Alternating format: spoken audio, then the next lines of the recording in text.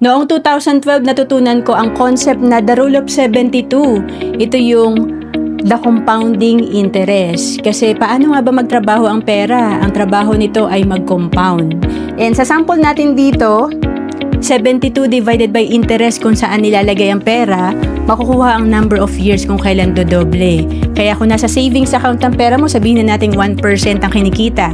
72 divided by 1 equals 72 years yung aantayin mo bago dumoble yung pera mo.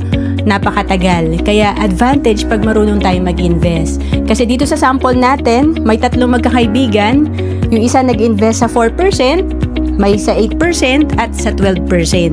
Yung nag-invest sa 4%, yung 100,000 niya, pare-pareho sila naglagay ng 100,000 at the age of 29, pero pag edad niya ng 65, 400,000 lang ang pera niya. Yung isa, nasa 8%, nasa 1.6 million.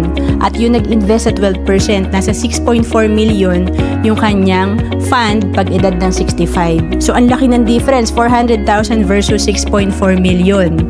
Kaya nga sabi dito, yung 6 million na difference, salary na pala yun na nagtatrabaho for 25 years na kumikita ng 25,000 per month.